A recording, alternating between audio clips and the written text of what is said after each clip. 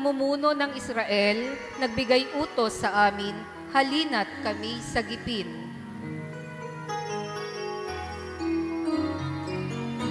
Hallelujah, hallelujah, hallelujah, hallelujah, hallelujah,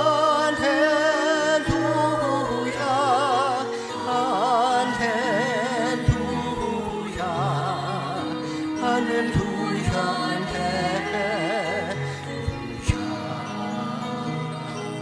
hallelujah, hallelujah, hallelujah,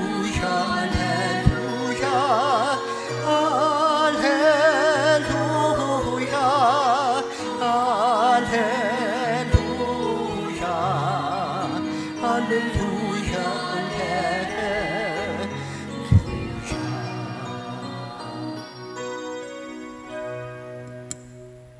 Sumainyo ang Panginoon. At sumayo rin. Ang mabuting balita ng Panginoon ayon kay San Mateo. Papuri sa iyo, Panginoon.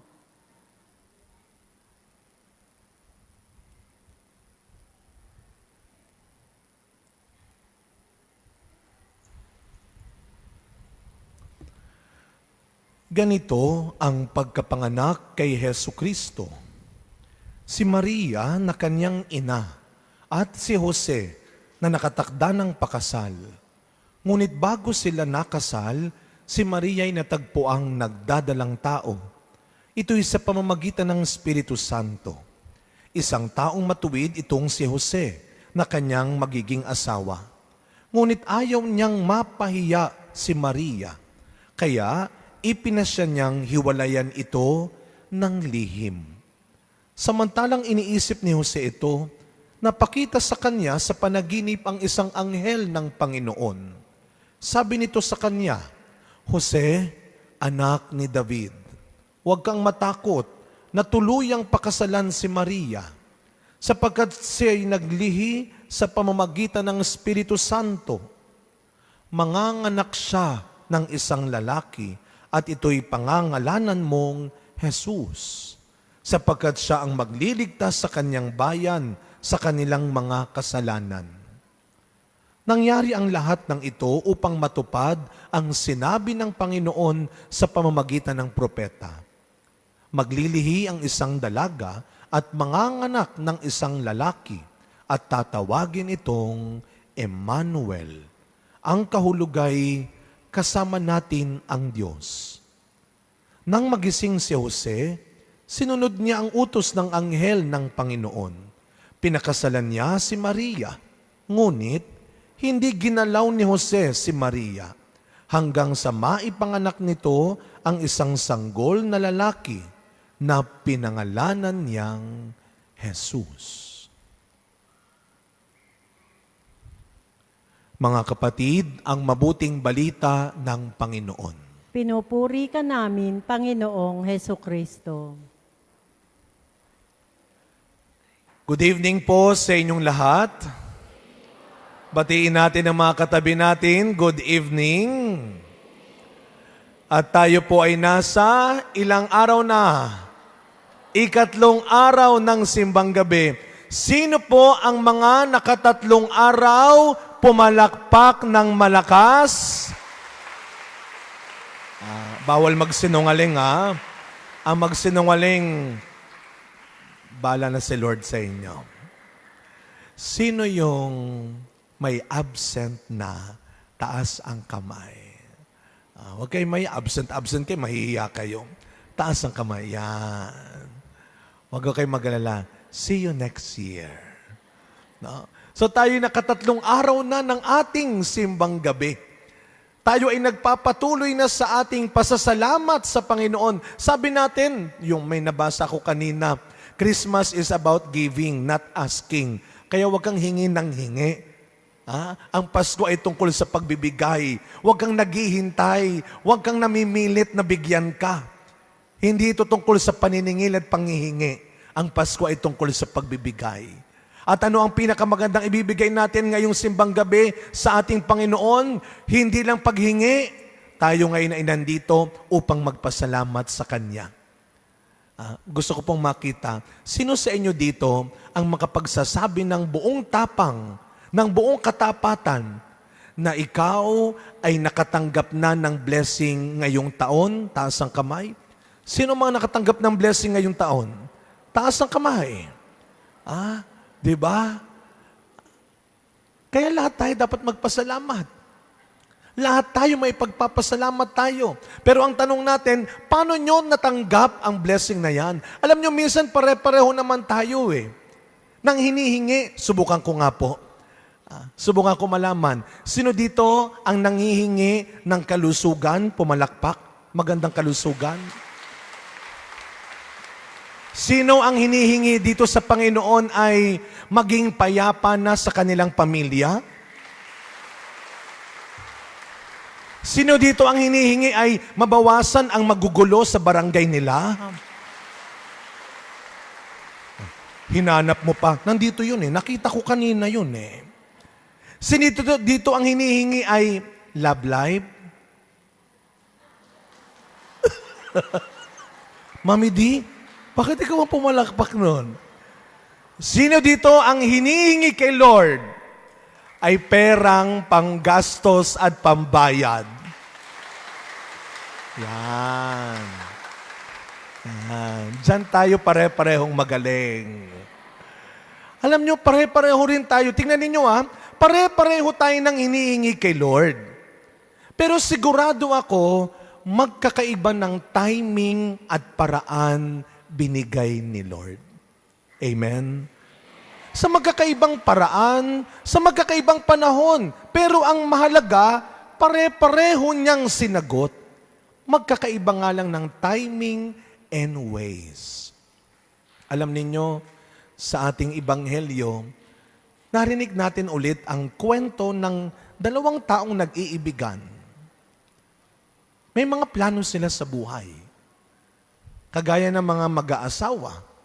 Kagaya ninyo kapag meron kayong outing, meron kayong proyekto, nagpaplano. Meron na kayong plano. Pero nakita ninyo kung paano binago ng plano ng Diyos ang gusto ng tao. Ang gusto lang ni Maria at Jose, magpakasal sila. Ang gusto lang ni Maria at Jose, maging mag-asawa sila. Ang gusto lang ni Maria at Jose, magkaroon sila ng pamilya. Pero ang gusto ng Diyos, maging magulang sila ng anak ng Diyos. Sometimes, your disappointment is God's appointment to you.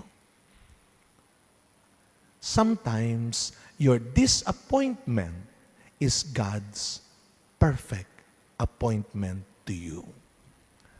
Kaya pag may bagay na hindi kagad nangyari, may bagay na hindi kagad dumating, huwag mong isipin na hindi ka pinakinggan ng Diyos. Sabi nga nila, magtiwala ka sa proseso. Baka ginagawa pa, inaayos pa, hinahanda pa. Kaya nga sa ating ebanghelyo ngayon, narinig ho natin kung paano binalak ni Jose, hiwalayan na lang si Maria ng lihim dahil naghari pa rin ang pagmamahal niya. Ano ang sabi ng anghel? Huwag mo siyang hiwalayan. Huwag kang matakot siyang tuluyang pakasalan sapagkat may plano ang Diyos para sa kanya. May plano ang Diyos para sa kanya. Marahil mga kapatid, marami nang nangyari nitong taon na ito na akala mo hindi mangyayari. Akala mo wala na. Pero sa huli, pinatunayan ng Diyos sa iyo, meron siyang mas mabuting paraan, mas mabuting dahilan kung bakit niya pinaghintay ka muna. Kung bakit niya binigay din kaagad. Kaya sabi sa ating unang pagbasa, para naman sa mga hindi pa pinapalad, matupad ang kanilang mga hangarin at plano, ano ang sabi ni Propeta Jeremias? Nalalapit na ang araw na pasisibulin ko ang aking pangakong kaligtasan. Sa panahon at paraan ng Diyos, natupad rin ang pagpapalaya sa mga taong nanghihina na at naghihirap na. Ito ang panghawakan natin. Ito ang paniwalaan natin ngayong simbang gabi. Hindi ho magic ang simbang gabi. Huwag nating gawing bendo machine ng simbang gabi. Na kaya mo ito ginagawa dahil alam mo may makukuha ka dito. Tandaan natin, ang unang binibigay ng simbang gabi ay ang tibay ng ating pananampalataya. That is the first gift of Christmas. Yun ang unang bigay sa atin. Ito ang panghawakan natin. Hindi ka laging parang nauubusan. Huwag kang mainggit sa iba. At lalo na, huwag kang magagalit sa iba. Kapag nakita mo sila na parang nabigyan na parang pinagpala na parang nakakaangat-angat na, huwag kang magalit, huwag kang maiinggit. May kanya-kanyang panahon ng bawat isa. You live your life one at a time. Hindi ka lang dapat nagdadasal na matupad ang plano, ang mangyari ang pangarap mo, magtiwala ka rin sa paraan ng Diyos kung paano niya gagawin ito. Sa gabing ito, siyempre hindi ako makakalimot naman. Dahil ang pangako ko sa inyo, pag ako ang nagmisa, kaya sabi ko parang mas dumami ang mga nagkulay ng araw ngayon na mukhang gustong manalo ng ating Bring Me, no? So, ang sikat ngayon sa ating ebanghelyo ay si Jose. Kung paano si Jose sa huli ay kumapit, nagtiwala sa pagbabagong plano ng Diyos para sa kanyang at kanyang asawa. Kaya sa gabing ito, ang ating unang regalo ay para sa pinaka-batang tatay na nandito ngayong gabi. Sino ang pinakabatang tatay na nandito ngayong gabi? Huwag niyong piliting na mukha lang siyang tatay, pero hindi pa siya tatay. No? Sino ang pinakabatang tatay na nandito? Taas ang kamay. Pinakabatang tatay. Walang tatay na nagsisimba. Nasaan ang mga tatay? Pinakabatang tatay. Taas ang kamay. Asan? Asan ba? Wala. Siyempre, San? Asan? Ay, ilang taong ka na ba? 28. May babata pa ba sa 28 years old na tatay? Nasa likuran. Ilang taon?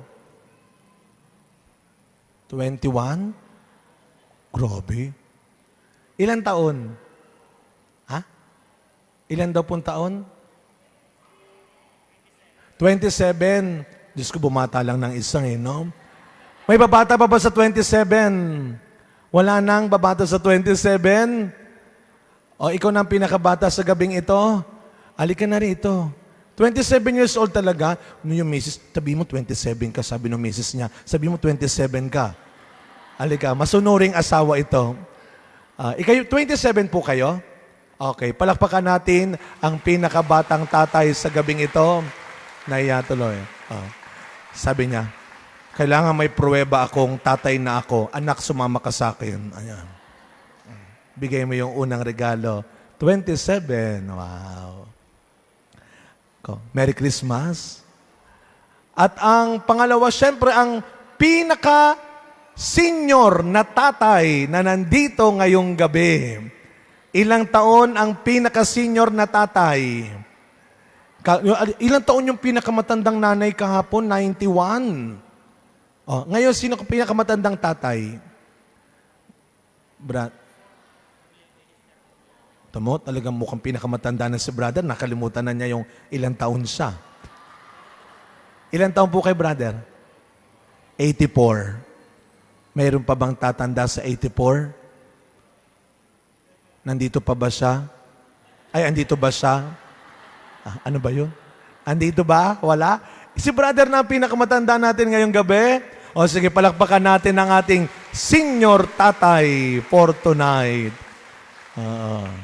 Si brother, 84. Alam mo ninyo kung bakit madalas ang mga tatay, binigay sa asawa niya.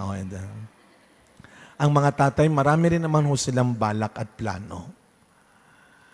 Tahimik nila yan, dinadasal sa Diyos. May natutupad, may binabago. Nung ako po ay nasa elementarya, isa lang ang pangarap ko, ang makasama ko sa top 10. Kasi doon sa aming eskwelahan, public school, kapag nakasama ka sa top 10, sa graduation magmamarcha. In-announce na nung advisor namin yung top 10. Sabi ng teacher ko, nakuhan, sayang, top 11 ka. So, ma'am naman. Sabi ko, ma'am, isa na lang, baka naman, wala. Baka pwedeng tayo na lang kami ng pang 10. Hindi pwede. Ang layo ng grades mo sa kanya. Ma'am, baka naman pwedeng gawa ng parang, baka pwede pang hilahin naman. Wala na, hinila ko na lahat, pati kilay ko, hinila ko na. Ang layo ng grade mo talaga sa kanya. Ganyan tayo sa mga teacher natin, no? Mahal natin ang mga teachers natin, no? Sabi ko, ma'am, sayang naman, isa na lang eh. Alam niyo po, hindi ko makakalimutan yung sinabi niya, ang problema sa iyo, Hans, late bloomer ka. Late bloomer. Mga bata, mga kabataan, makinig kayo. Sabi ko, ano po yung late bloomer, ma'am? Huli na nung ginalingan mo. Third grading na, fourth grading na. Dapat sa simula pa lang, ginagalingan mo na. Sa simula pa lang, inaayos mo na. Tanda ko lagi yun hanggang ngayon. Kaya pagising pa lang sa umaga, ayusin mo na. Galingan mo na. Pero mahal ako ng teacher ko. Di ako nakasama ng top 10. Ang ginawa niya, ibinigay niya sa akin ng award na ulirang mag-aaral. Most outstanding student. Kasi sa school namin, yung ulirang mag-aaral, hawak-hawak ng advisor sa marcha, o di nauna pa ako sa top 10, o para-paraan lang talaga. Sa pagkapatuloy na misa natin, huwag kayong magagalit pag hindi kagad nangyari. Your disappointment may be God's perfect appointment to you. Ngayong simbang gabi, taglayin natin ang matibay na paniniwala at pagtitiwala sa paraan, sa panahon ng Diyos. Halina, liwanag ng pag-asa. Halina. Amen.